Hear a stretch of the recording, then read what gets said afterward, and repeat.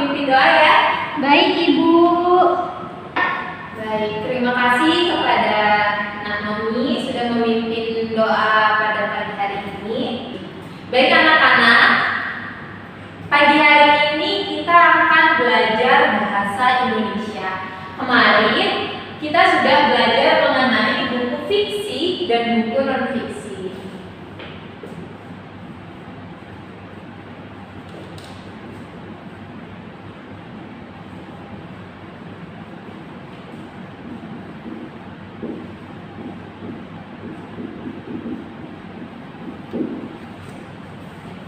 Ada yang masih ingat anak-anak kemarin kita membahas tentang apa? Buku fiksi dan buku non fiksi, Bu. Iya. Pengertian, Bu. Benar sekali, pengertian. Ada yang masih ingat tentang pengertian? Apa itu buku fiksi dan apa itu buku non fiksi? Coba saudara Bella sebutkan apa itu yang dimaksud dengan buku fiksi. Baik, Bu. Jadi kalau menurut saya buku fiksi itu tuh bukunya itu berisi mengenai karangan nih, Bu. Jadi kalau non fiksi itu tuh realitas atau kenyataan yang terjadi, Bu. Baik, bagus sekali jawaban dari Nak Bella. Ada yang mau melengkapi tidak? Ada yang mau melengkapi? Ya, Nak Nomi. Kalau buku fiksi itu buku yang berisi kisah-kisah fiksi atau karangan penulis. Iya. Kalau buku non fiksi itu buku-buku yang bersifat faktual atau ilmiah, Bu, seperti buku pelajaran. Ya, benar sekali jawaban Nak Nomi. Jadi buku fiksi dan buku non fiksi ini sudah terlihat ya perbedaannya, bahwa jika buku fiksi maka dia membicarakan mengenai karangan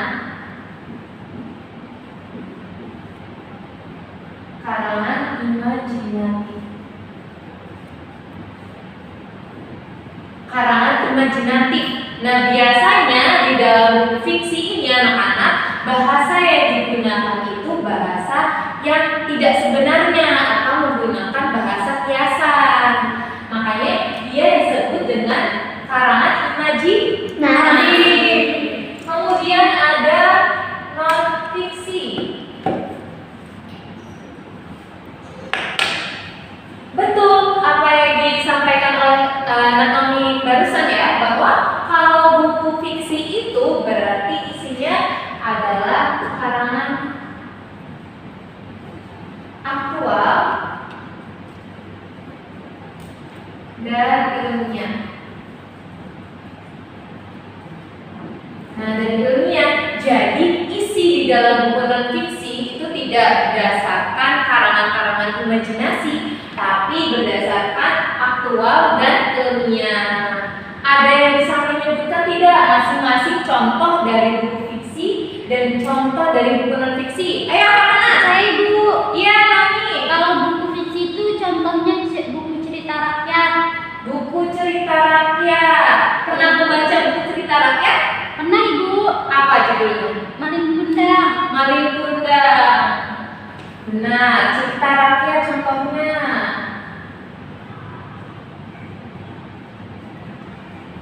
Ada lagi tidak contoh dari non fiksi? Ini biasanya yang populer nih di anak-anak sekarang. Buku cerita hewan-hewan, Bu, fabel. Iya, fabel juga fiksi. Di sini ada yang tahu buku novel? Tahu, Ibu? Nah, buku novel itu juga termasuk contoh dari buku fiksi anak-anak. Ada yang pernah membaca novel? Saya, Bu. Saya, Bu. Wah, keren sekali. Judulnya apa nih? Dilan, Ibu. Dilan. Iya, Dilan itu merupakan sebuah novel itu termasuk contoh dari buku fiksi. Kalau sudah mengetahui nih contoh-contoh dari buku non fiksi, sekarang kita akan membahas mengenai contoh dari buku non fiksi. Ada yang tahu contohnya? Angkat tangan. Saya, Bu. Iya, Bella. Buku-buku pelajaran, Bu, biografi, Bu. Benar, buku pelajaran. Buku pelajaran, biografi, dan lain sebagainya. Jadi kita sudah membahas mengenai pengertian dan contoh-contohnya. Sekarang anak-anak coba buka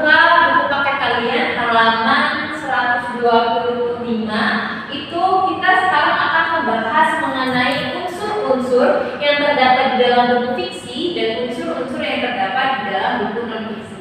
Coba anak-anak dibuka bukunya. Baik Bu. Baik Ibu.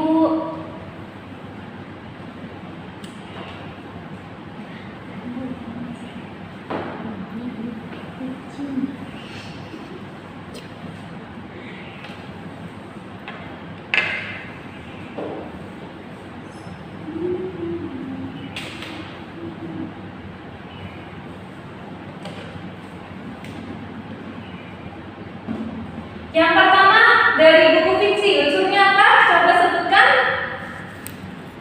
Berupa karangan atau tidak nyata. Tidak nyata.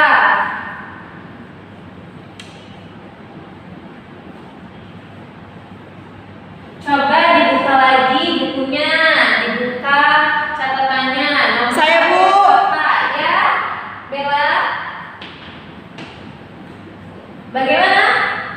Apa unsur dari buku fiksi dan non fiksi yang terdapat dalam buku paket? Sebutkan pertama. Kalau di dalam buku fiksi itu tema cerita Bu, terus kalau di buku non fiksi itu penyajian isi bukunya Bu. Penyajian isi buku. Penyajian isi buku.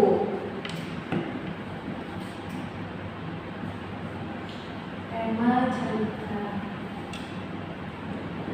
Nah, apa sih yang membedakan penyajian isi buku fiksi dan buku non fiksi? Ada yang tahu?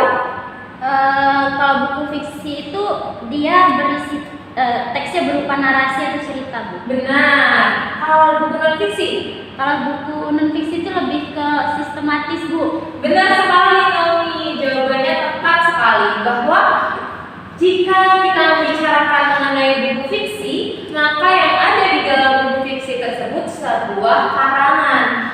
Kita lihat saja misalkan contohnya dari cerita dongeng. Cerita dongeng Si Kancil dan Buaya. Nah, maka isinya di dalam buku fiksi tersebut adalah sebuah karangan bagaimana Si Kancil dan Buaya ini pada suatu wilayah tersebut.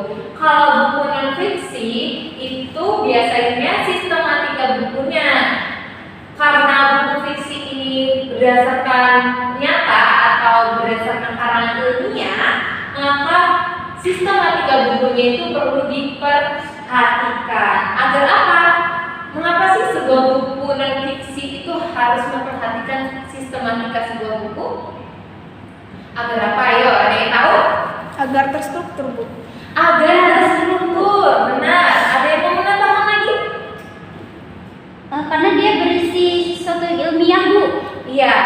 Jadi agar terstruktur sehingga pembaca tidak kebingungan dengan buku tersebut. Kan di mana-mana buku non fiksi ini misalkan contohnya buku pelajaran bahasa Indonesia yang kita pegang nih. Kemudian kalau tidak sistematis atau tidak berurutan isi bukunya, kita tidak akan mudah untuk memahami buku tersebut anak-anak. Jadi kalau buku pelajaran itu kenapa buku pelajaran harus sistematis? Ada yang bisa menjawab? Saya Ibu. Ya Naomi? Agar lebih mudah dipahami Bu. Benar sekali. Jadi kenapa sih buku non fiksi, contohnya misalkan buku pelajaran itu harus sistematis supaya mudah dipahami, supaya pembaca tidak kebingungan. Kalau kita membaca daftar isinya nih, bagian ini tentang paragraf deskripsi, misalnya seperti itu. Pas kita buka di halamannya, ternyata bukan, ternyata yang dibicarakan adalah mengenai fabel. Tentunya itu tidak sistematis, tidak sesuai dengan daftar isi yang ada di dalam buku.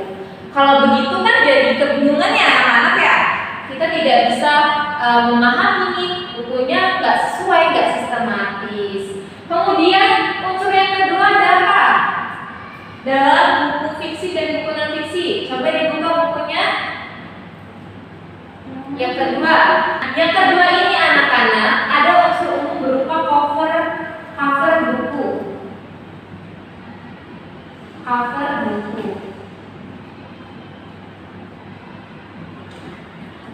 Jadi anak-anak, buku fiksi dan buku non fiksi keduanya ini memiliki cover buku. Nah, lalu apa sih yang membedakan antara cover buku fiksi dan cover buku non-fiksi? Ada yang bisa menjawab? Kalau buku cover fiksi biasanya lebih banyak warna, Bu. Nah, benar sekali, Nomi. Atau jika buku cover non-fiksi ini biasanya warna-warnanya tidak banyak, namun ilustrasi yang ada di dalam sebuah buku tersebut biasanya nyata adanya. Ibu membawakan sebuah contoh buku. Ini adalah contoh dari buku buku fiksi. Jadi buku ini berisikan mengenai cerita-cerita drama yang ada di Lampung, tentunya yang ada di Lampung, di Indonesia. Ini berisi tentang cerita-cerita drama. Nah, cerita-cerita drama itu biasanya mengandung gaya imajinatif atau imajinasi dari pengarangnya. Bisa dilihat anak-anak?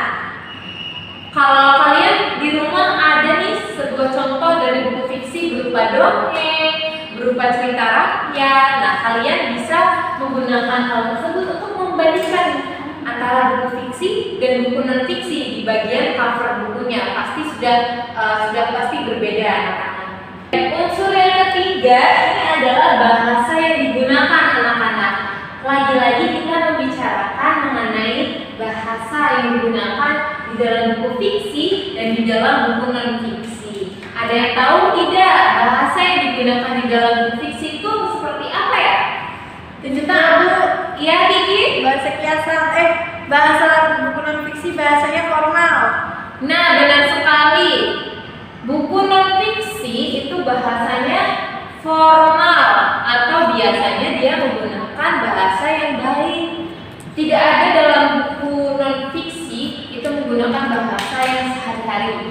Jadi yang benar adalah buku non fiksi itu menggunakan bahasa Indonesia yang baik atau sesuai dengan Kamus Besar Bahasa Indonesia.